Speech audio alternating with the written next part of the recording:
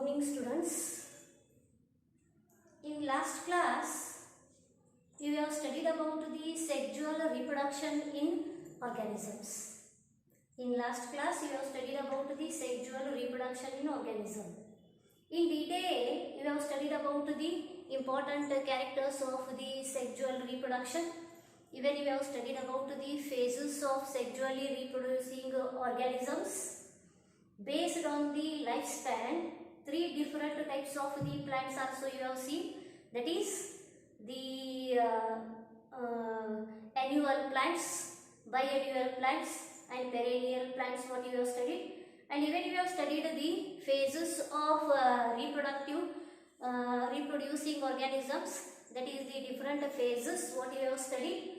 And reproductive cycles also you have studied. Till this what you have studied in last class. Now we'll move to the next concept, that is events in. We'll move to the next concept of the same topic, that is events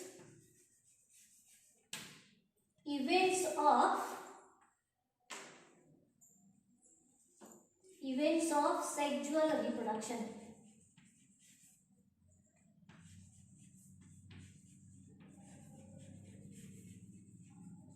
Events of sexual reproduction. Okay, as you have already studied in detail the characters of the sexual reproduction. In detail you have studied that to carry out the sexual reproduction, mainly the two parents are involved.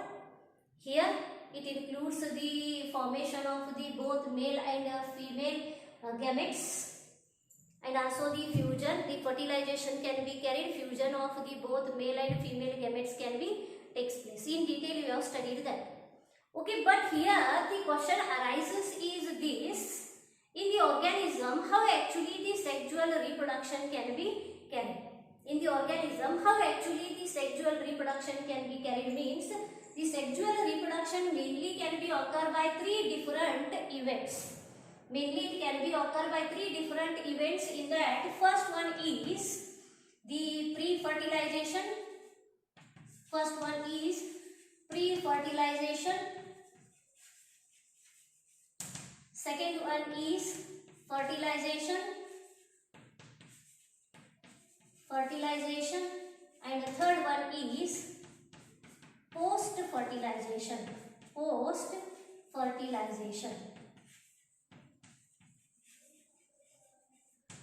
Events in sexual reproduction, what we have studied here, mainly the sexual reproduction can be occur by three different events. And which are those means, the first one is pre-fertilization event, second one is fertilization event, and the third one is post-fertilization event. Mainly the sexual reproduction can be occur by these three events. Okay, in detail, at first you are going to study the first event, that is the pre-fertilization event. Okay, first pre-fertilization event. What is the pre-fertilization event and what are the changes can be takes place when the particular organism is there in this particular event? Okay, pre-fertilization event is nothing but it is the event which occurs before the fertilization. Pre-fertilization event is nothing but it is the event which occurs before the fertilization, before the fusion of the both male and female gametes. The cell or the organism have to prepare itself, and what are those preparation it can be carried, that event itself is called as the pre-fertilization event. Mainly the sexual reproduction can be occur by the three different events. In that, first one is a pre-fertilization event, second one is a fertilization, and third one is post-fertilization event. Okay, in detail, at first you are studying the pre-fertilization event. It is the event which occurs before the fertilization. It is the event which occurs before the fertilization. We know that fertilization, the fusion of the both male and female gamete can be takes place. Before that, what all the process can be carried here in the organism's body, that event itself is called as the pre-fertilization event. And this pre-fertilization event, what it is there, again it can be occur by two different phases. See here, pre-fertilization we are studying here pre-fertilization event. Pre-fertilization event can be occurred by two different steps. In that, first one is gametogenesis, and the second one is gamete transfer.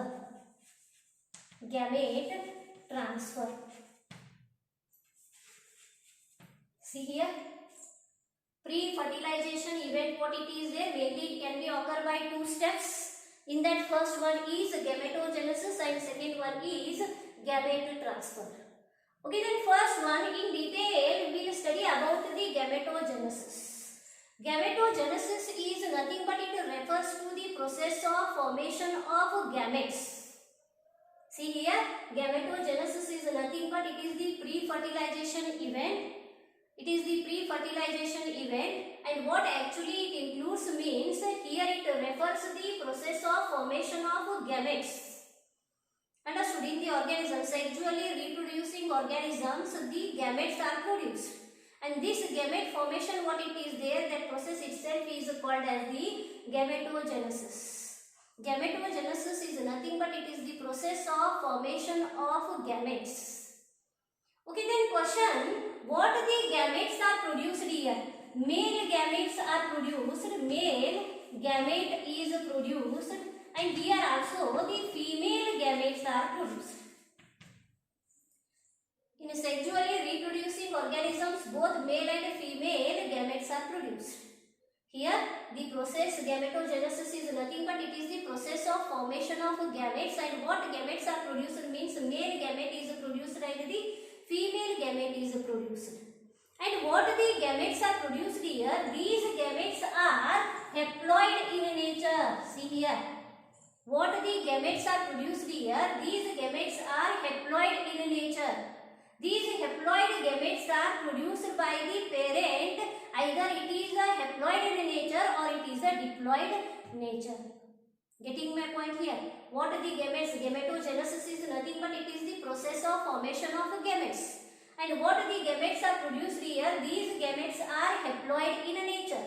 And these haploid gametes are produced by the parent, and the parental body, either it is a haploid in nature or it is a diploid in nature. Okay, when you consider, when we take the example of the algae, fungi and bryophyte example, when we take the examples of the algae, fungi and bryophyte, the plant body, what it is there, it is haploid in nature. Plant body, what it is there, it is haploid in nature, and from these haploid plant body, what the gametes are produced here, these gametes are produced by undergoing the mitotic cell division. Just you concentrate these students, concentrate here students. Just you can see what the gametes are produced here. These gametes are haploid in nature, what I am telling. And these gametes, haploid in nature means these are produced by the what type of organism? These are produced by the what type of the organism means either the organism body is haploid in nature or diploid in nature. When you take the example of the algae, fungi and bryophyte, the entire plant body, what it is there, it is haploid in nature, and here what the gametes are produced, these gametes are produced by undergoing the mitotic cell division. Getting my point? What the gametes are produced, these are produced by undergoing the mitotic cell division. Already the plant body itself is there in the haploid condition, and here what the gametes are produced, these are produced by undergoing the mitotic cell division. Okay, then if the parental body is diploid in nature, if the parental body is diploid in nature, then what happens here? The gametes are produced by undergoing the meiotic cell division. The gametes are produced by undergoing the meiotic cell division. Getting my point? Just when you take the example of the pteridophytes, you can take example.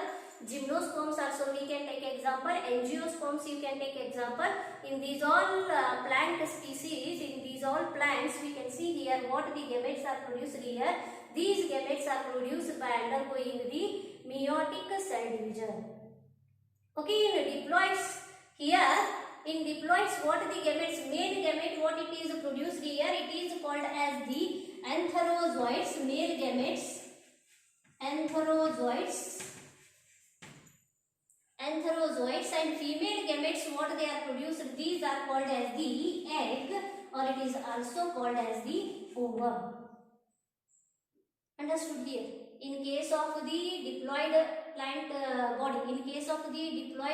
body, what the gametes are produced, these gametes are produced by undergoing the meiotic cell division, and when the meiotic cell division can be carried here, diploid can be get converted into haploid here, haploid gametes are produced here, and in these what the male gamete is produced, it is called as the antherozoids, it is haploid in nature, and female gamete what it can be produced, it is called as the egg, or it is also called as the ovum. Getting my point? Okay, this is about the gametogenesis. Here, still you have to study about the some more points in gametogenesis. Okay, here sexuality. First point what you are studying means sexuality in organisms. First point what you are studying, that is the sexuality in organisms. And at first here you are studying the first point, that is sexuality in plants. Sexuality in plants what you are studying. Okay, at first you are studying here the unisexual plants. Unisexual plants, which are also called as the dioecious,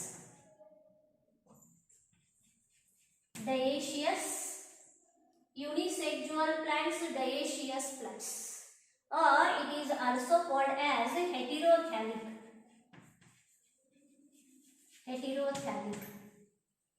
See here, unisexual, heterothallic, dioecious.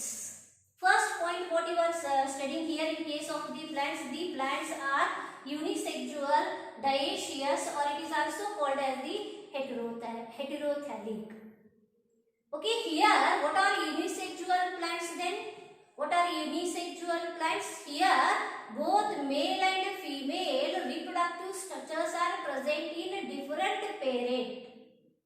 Getting my point here? Both male, unisexual means any one.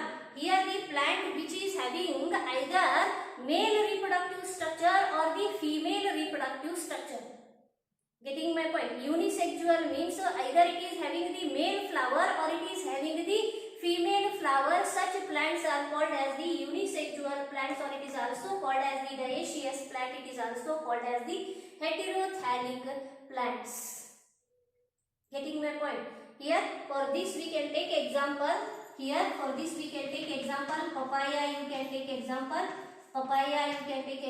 Date palm you can take example, which are called as the unisexual plants. Unisexual means here what I told, either it is having the male flowers or it is having the female flowers. Means the particular plant is having only one reproductive structure. Either it is having the male reproductive structure or it is having the female reproductive structure. Okay, if it is able to produce only the male flower, then that flower is called as the staminate flower. It is called as the staminate flower. And if it is able to produce only the female flower, then it is called as the pistillate flower. It is called as the pistillate. Getting my point? Unisexual plants, unisexuality, or dioecious plants or heterothallic plant. Dioecious means both the male and female reproductive structures are present in different individuals. On one individual the male reproductive structure is present, and another individual the female reproductive structures are present here. Getting my point? Here unisexual means in the individual only one reproductive structure is present. Either it is a male reproductive structure or it is a female reproductive structure. If it is having only one reproductive structure, then it is called as the unisexual flowers, unisexual plants, or it is also called as the dioecious, or it is also called as the heterothallic. This unisexuality what we can see in case of the plants like papaya, even you can see here in the date palm. Understood? In the plant in which only the male flowers are produced, then that flower is called as the staminate flower. If in the plant only the female flowers are produced, then that flower is called as the pistillate flower. Understood? This is about the unisexuality. Okay, we'll move to the second, that is the bisexual plants, or it is also called as the monoecious plants, or it is also called as the homothalic.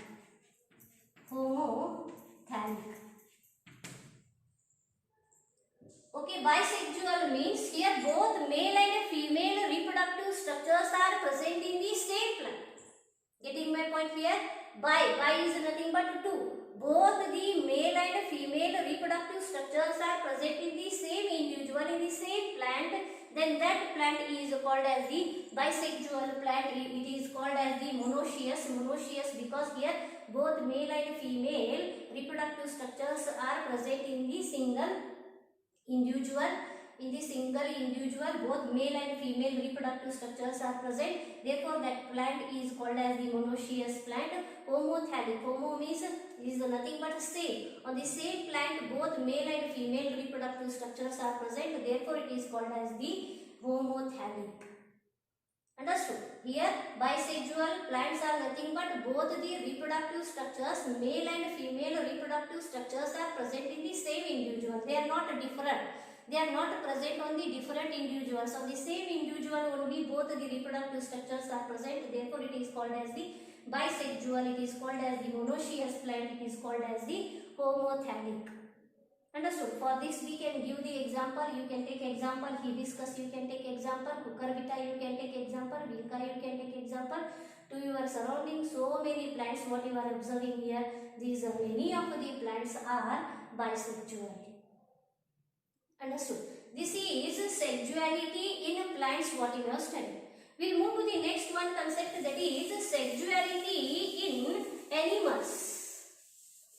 We'll move to the next one, that is sexuality in animals. Okay, in animals also the unisexual animals are there. Unisexual animals are there. Unisexual animals are also called as the dioecious animals.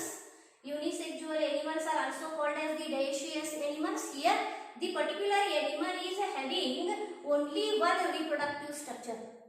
The particular animal is having only one reproductive structure. Either it is a male reproductive structure or it is the female reproductive structure. Either the male organism or it is the female organism.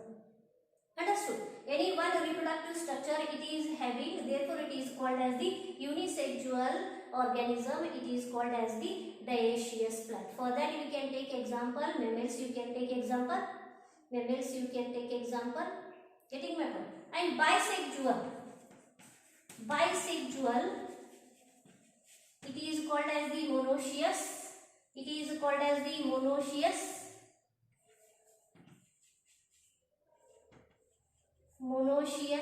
You can consider bisexual, monoecious. It is also called as hermaphrodite. It is also called as hermaphrodite. Just you can see. In case of the animals, the unisexual animals are also be there and bisexual animals are also be there.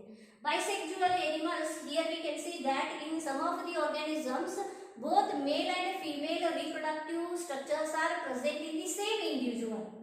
Both male and female reproductive structures are present in the same individual. Such organisms are called as the bisexual organisms. Such organisms are called as the monoecious organisms. Such organisms are also called as the hermaphrodites. Understood? Many times they are asked this question for 1 marks or 2 marks. What are hermaphrodites? Give example. Getting my point? 2 marks they have asked this question for many times. It is very important. Hermaphrodites. What are hermaphrodites? Hermaphrodites are nothing but these are the organisms in which both male and female reproductive structures are present. And for this we can give the example. For this we can give the example, that is the tapeworm we can give example, earthworm also we can give it example, leech we can give it example. Okay, these all are called as the hermaphrodites, bisexual or monoecious organisms. Understood?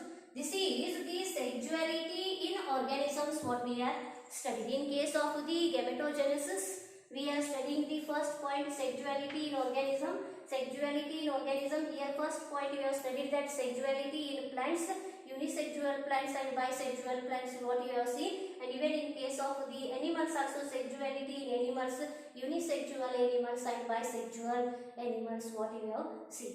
We'll move to the next, that is cell division during gamete formation. We'll move to the next concept, that is cell division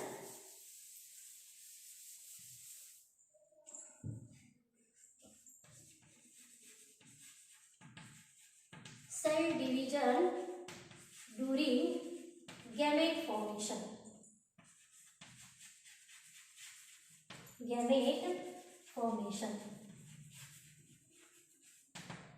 Cell division during gamete formation.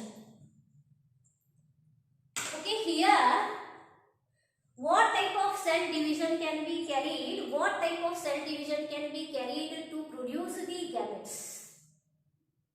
What type of cell division can be takes place to produce the gametes?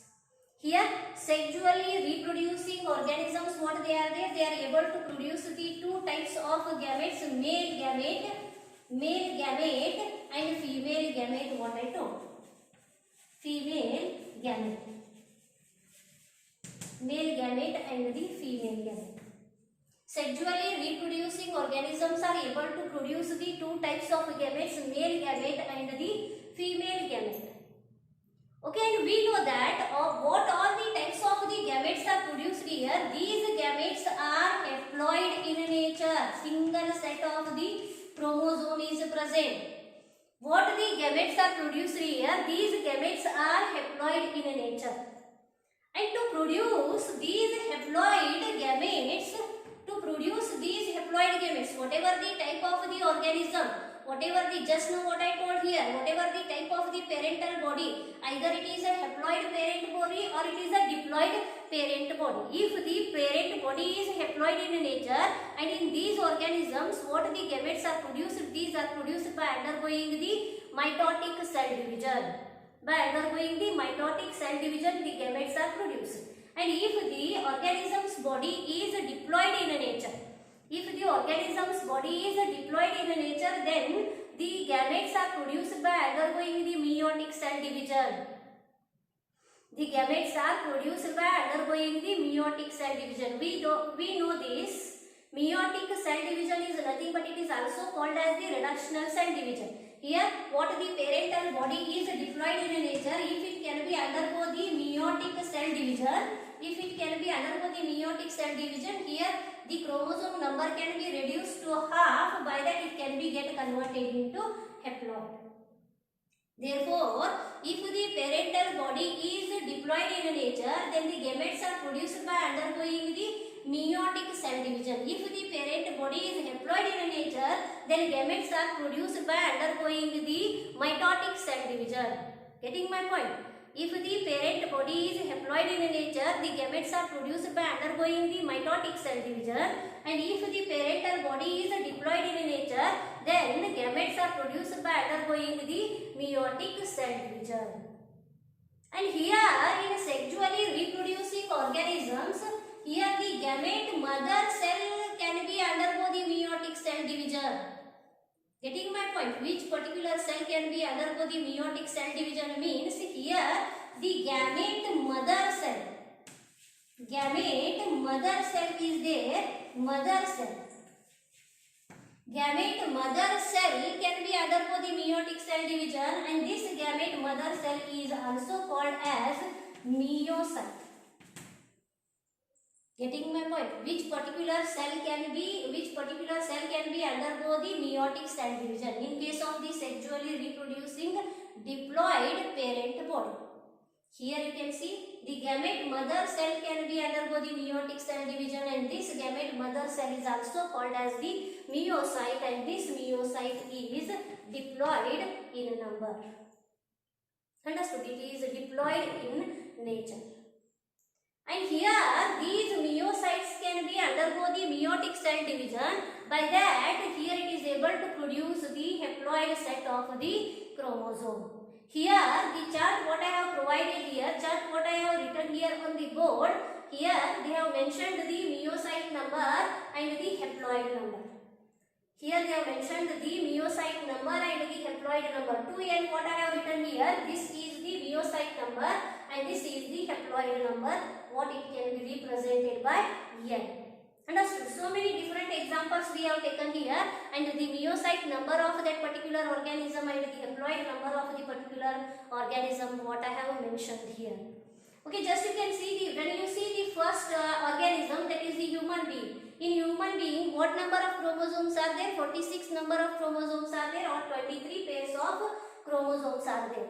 And here you can see in human beings the meiocyte number of the human beings is 46 number, and haploid cyte number is 23 pairs, what we can see.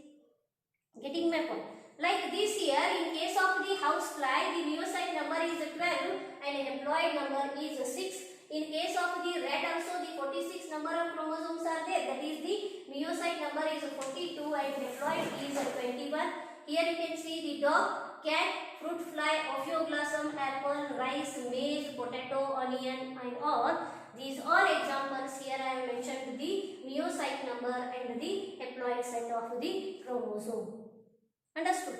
In examination, in many of the time in final examination, they have asked here, write the meiocyte number of rice, write the meiocyte and haploid number of the housefly, human being, dog, cat. Any one example they have mentioned there, and they will ask here, write the meiocyte number or the haploid number of the chromosomes in the particular organism. Particular example they will mention here, either it is Ophioglossum.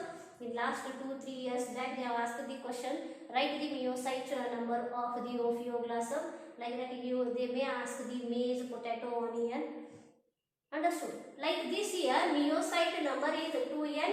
Meiocyte is nothing but it is the gamete mother cell which is diploid in nature. It is also called as the meiocyte. It is diploid in nature, which it can be undergo the meiosis, where actually reducing the chromosome number to half. By that, diploid can be get converted into haploid. Haploid number is this and diploid number is this. Understood?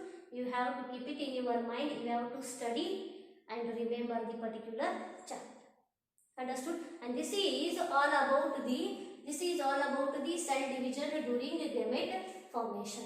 Cell division means if the parent body is haploid in nature, mitotic cell division can be takes place.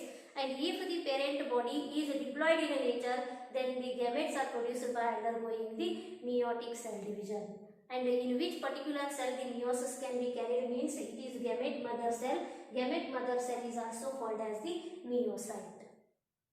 Understood? And you have to keep in your mind the particular chart, the meiocyte number and the haploid set of the chromosome number. Okay, we will move to the next concept, that is the in case of the pre-fertilization event only. In case of the pre-fertilization event, two processes can be carried. First one is gamete formation, and this what you have studied about the gamete formation. And we will move to the second one, that is the gamete transfer. Gamete transfer. Gamete transfer. Okay, in the organism's body, the gametes are produced. Male gametes and the female gametes are produced here. But to carry out the fertilization, both the gametes have to come in close contact with each other. Getting my point here? Gamete transfer is also required. Gamete transfer is also required. In many of the organisms, what the gametes are produced here, the male gamete and the female gamete. In some of the organisms, we have seen that the female gamete is not moving. The female gamete is not moving. It is not having any motile side or it is not able to move. Okay, in that condition only the male gamete have to come in close contact with the female gamete, and then only it is possible to carry out the fertilization. So it become necessary to transfer the gametes. Understood? Okay, then how actually it is possible to carry out the transfer of gametes? First point, in some of the organisms, you can take example of the algae and fungi, you can take example. In these, what the gametes are produced here, these gametes are having the motile organs. Motile organs. Some of the gametes are having the motile organs. With the help of that, they can be moved, and both the male and female gametes are come in contact with each other. By that, it is possible to facilitate the fertilization. Getting my point? Here, you can take example of the algae and fungi. In some of the algae and even in case of the fungi, the gametes are having the motile structure, that is the flagella, due to which the particular gametes can be moved and they can be come in contact with one another. This is possible. The gametes are transferred by these means. Okay, then second, in some of the other organisms, you can take example of the bryophytes, you can take example of the pteridophytes. Here what happens, here in these organisms, the particular gametes are transferred by external means. External means. See here, in some other organisms, you can take example of the bryophytes and pteridophytes, you can take example. In these, the external means are there. External means the transfer of the gametes can be carried by the external means. External means it's a surrounding. It's a surrounding means here we can consider the water. Water is responsible to transfer the gametes. By that, both male and female gametes are coming in contact with one another. Then it is possible to carry out the fertilization. Getting my point? Here how actually the transfer of the gametes can be carried. In case of the bryophytes and pteridophytes, the surrounding water body, what it is there, it is responsible to transfer the gametes. By that, both male and female gametes are coming in contact with each other. By that, it is facilitate the fertilization. Okay, then in case of the gymnosperms, another one plant species when you consider, another one different group of the plants when you consider here, when you consider the gymnosperms. In gymnosperms, the ovules what they are produced, they are naked only. What the ovules are produced here, they are naked only. Therefore, directly the male gametes are directly come in contact with the particular ovules. By that it is made it possible to carry out the fertilization. It is in case of the gymnosperms. Okay, then in case of the angiosperms. How actually the transfer of gametes or the gamete transfer can be takes place in case of the angiosperms? In case of the angiosperms, there is a particular process called as pollination. In case of the angiosperms, there is a particular process called as the pollination. What is pollination then? Pollination is nothing but it is a process of transfer of pollen grains from the anther to the stigma of the flower is called as the pollination. Either the stigma of the same flower, or it is the different flower of the same plant, or it is the different flower of the different plant. Either the self-pollination and cross-pollination, that is the different thing. You will study in the next topic. Sexual reproduction in detail you will study in the next topic. Okay, then here in case of the angiosperms, how actually the gamete transfer can be carried means it is carried by particular process called as the pollination, where actually the transfer of the male gametes can be carried. Only the male gametes are transferred here. Female it is not movable. Understood? It is fixed to the particular region and it is not at all moved. Understood? Like this here, only the male gametes are transferred here. The pollination is nothing but a transfer of pollen grains from anther to the stigma of the flower. Getting my point? Like this. And this pollination, so many pollinating agents are there. either the pollen grains or the male gametes here, either they can be transferred by the air, they can be transferred by the water, they can be transferred by so many external agents. Animals are there, birds are there, insects are there. Understood? So many agents are there, and these all are called as the pollinating agents. These all are responsible to transfer the male gametes. Understood? And when these male gametes are come in contact with the female reproductive structure, when the pollen grains are come and land on the stigma of the flower, the stigma, it can be receive that pollen grain and it can be made that pollen grain to undergo the germination. And here, when the pollen grain can be undergo the germination, it is able to produce the pollen tube, and inside that pollen tube, two male gametes are present. Understood? Two male gametes are present, and then these two male gametes are come in contact with the female reproductive structure, that is the female, that is the embryo sac or the egg, it can be come in contact. Understood? Then it can be facilitate the next process, that is the fertilization. Getting my point? This is all about the pre-fertilization event. What we have studied here, this is all about the pre-fertilization event. Pre-fertilization event is nothing but the event which it can be occur before the fertilization. We know that fertilization is nothing but the fusion of both male and female gamete. But to carry out the fusion of the both male and female gamete, first the gamete formation have to take place, and that gamete formation can be carried here in pre-fertilization. In pre-fertilization, again two steps what you have studied, gametogenesis and the gamete transfer what you have studied. Gamete formation can be takes place, and once the gametes are produced, they can be transferred to facilitate the fertilization. Like this, gamete transfer can be carried. This is all about the pre-fertilization event. All about the pre-fertilization event. We move to the second one step, that is the fertilization. Fertilization. What is the fertilization? Just know what I told here. Fertilization is nothing but it is the process of fusion of both male and female gametes, which it results in the formation of the diploid zygote. What is the fertilization? Fertilization is nothing but it is the fusion of male and female gametes. Fertilization is nothing but it is the fusion of male and female gametes, which it results in zygote. Results in formation of zygote, which is diploid in nature. It is diploid in nature. See here. Getting my point? What is the fertilization? Fertilization is nothing but it is the fusion of both male and female gametes, which results in the formation of diploid zygote.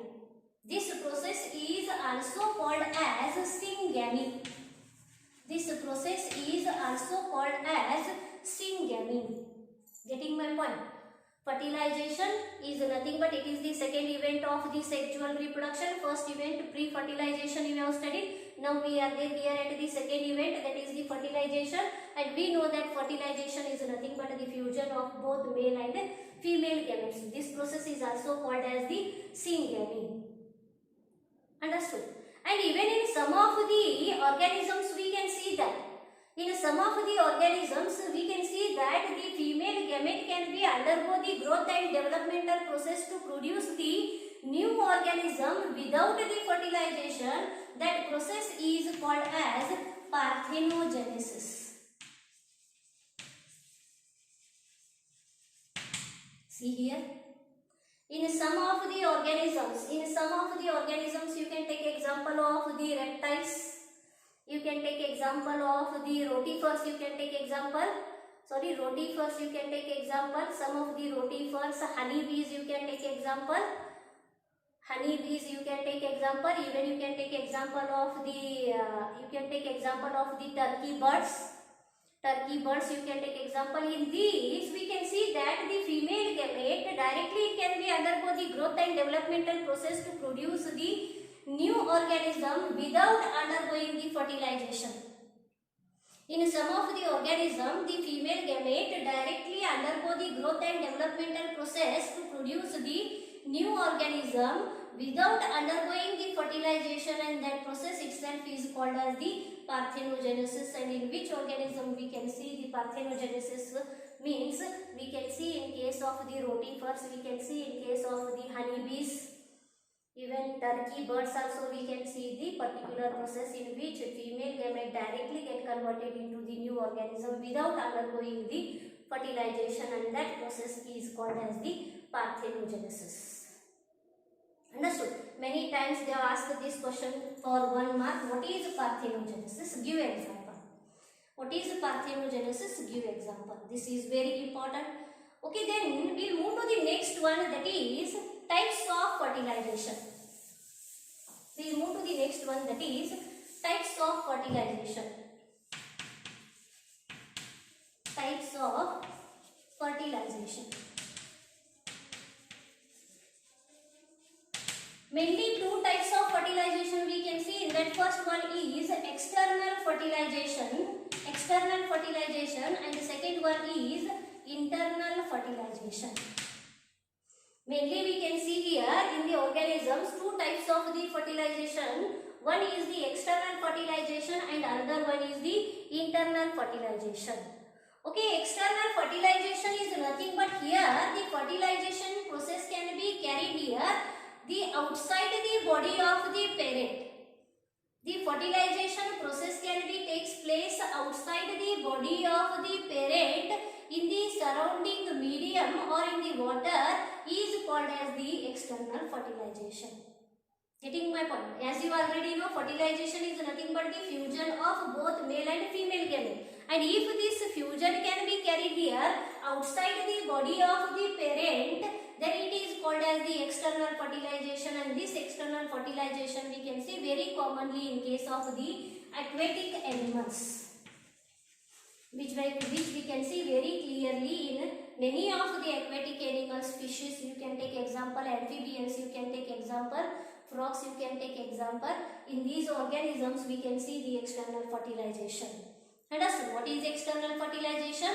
External fertilization is nothing but the fertilization can be takes place outside the body of the parent, then it is called as the external fertilization, which we can see very commonly in many of the aquatic animals. Okay, internal fertilization is nothing but here the fertilization can be takes place inside the body of the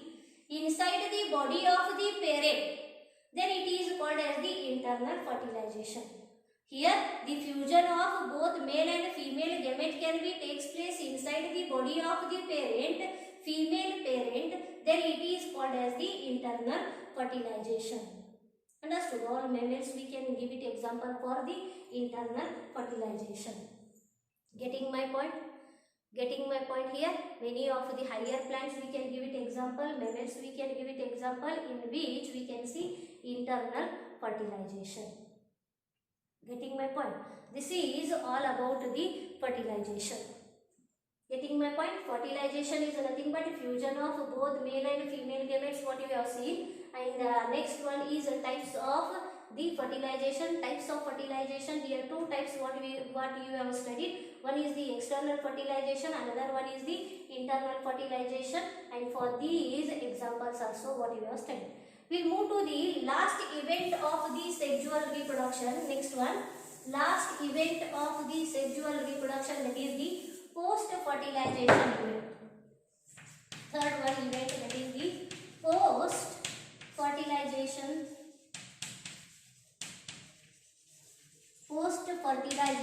event. Post-fertilization event is nothing but after the fertilization, what all the events, what all the process can be carried in the organism's body, it is called as the post-fertilization event. And here it is includes the 2 steps. One is the zygote formation, one is the zygote, and another one is the embryogenesis.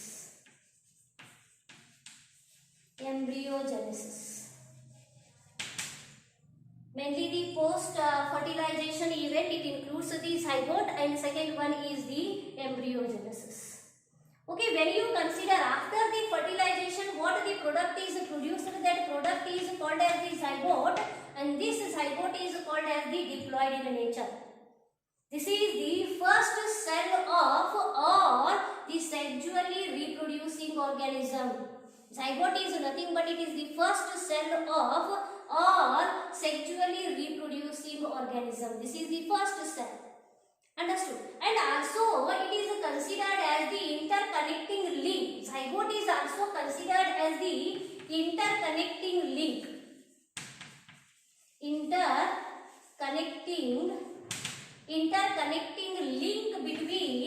link between the generation after generation. Just you consider the particular generation is there which it can be undergo the sexual reproduction, by that the zygote can be produced here, and this zygote can be undergo the growth and developmental process, by that the new organism can be produced, and that organism again it can be undergo the sexual reproduction. Means this is the interconnecting link between one generation to next generation. Zygote is considered as the first cell of all sexually reproducing organism. It is considered as the first cell of all sexually reproducing organism. And second point, this zygote is also considered as the interconnecting link between one generation to next generation. Understood? And the development of the next point is the development of this zygote is totally depends on the development of the zygote. What it is there, it totally depends on the life cycle of the organism and also the environmental condition. Getting my point? In the organism, what the zygote can be produced here, this zygote, it can be undergo the developmental process, and this developmental process totally depends on the life cycle of that particular organism, and also it totally depends on the environmental conditions.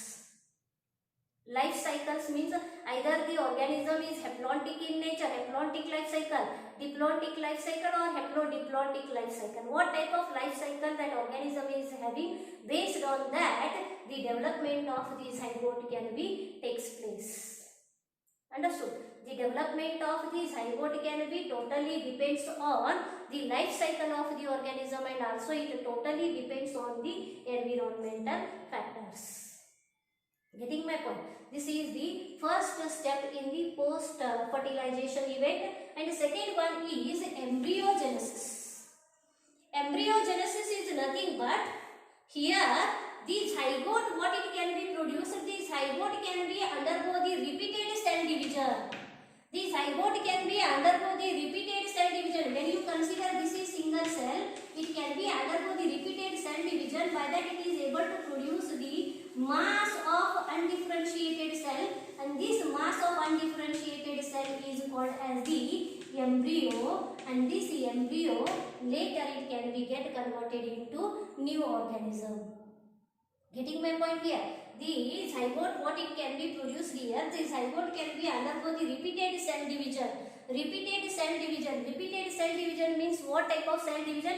Mitotic cell division can be carried here, due to which large number of cells are produced here, and these cells later it can be undergo the differentiation.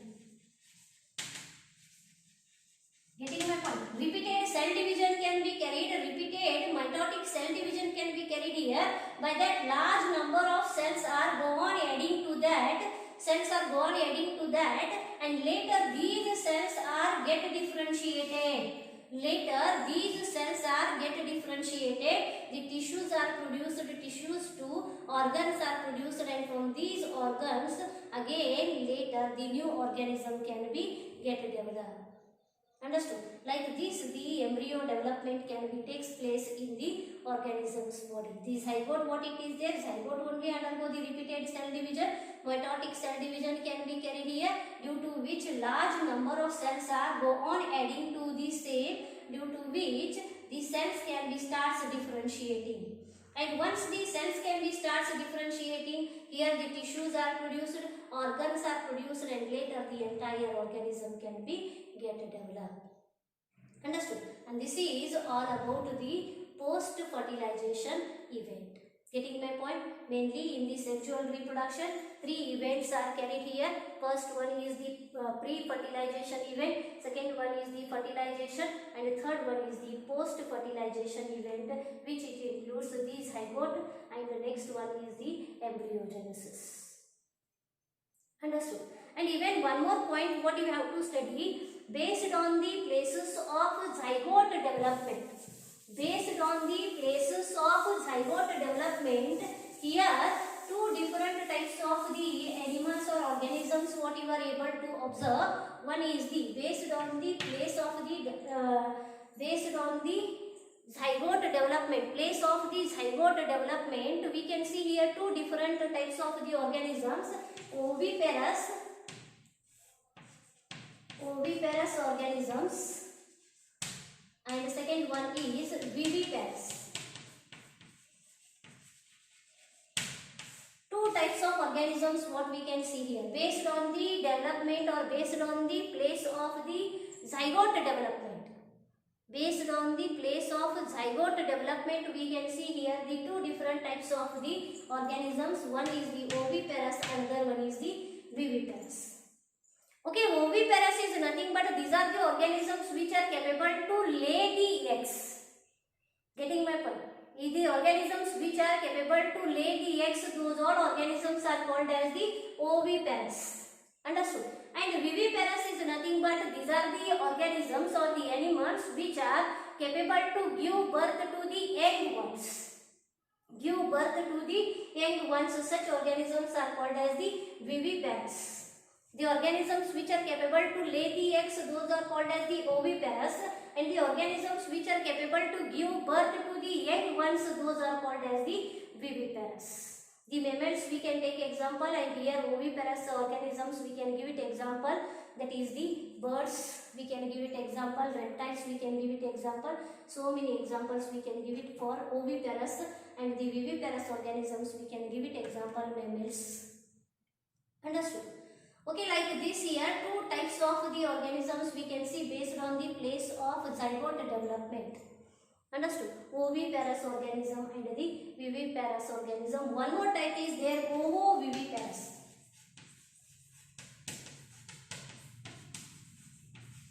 Ovoviviparous also we can see. Ovoviviparous is nothing but it is having both the characters. It is having both the characters of the oviparous and the viviparous. It is having both the characters. Both the characters means here inside its body the legs are produced here. Inside its body the eggs are produced here, and these eggs are hatched inside the body of the parent, and the young ones are it is able to give birth to the young ones. Understood? Such organisms are called as the ovoviviparous organisms. For this we can give it example. Some fishes we can give it example. Snakes we can give it example for the ovoviviparous organism. Understood? About the oviparous, viviparous and ovoviviparous organisms. Okay, then we are there here at the end of the topic. The last concept is the post-fertilization changes in flower. Post-fertilization changes in flower. Post-fertilization changes means after the fertilization in the flower, what all the changes can be takes place. Inside the flower, the ovary is present. After the fertilization, the entire ovary, what it is there, the entire ovary can be get converted into fruit. After the fertilization, the entire ovary inside the flower, what the ovary is present, that entire ovary can be get converted into fruit. That ovary wall, what it is there, that ovary wall is get converted into fruit wall, which is also called as the pericarp. And inside the ovary, what the ovules are present, these ovules are get converted into seeds. These all are called as the post-fertilization changes in flower. Understood? And this is all about the sexual events in sexual reproduction. Here we have completed the entire topic, that is the reproduction in organisms, and in next class we will discuss about the important questions in concern with the same topic. Understood all of you? Okay, thank you.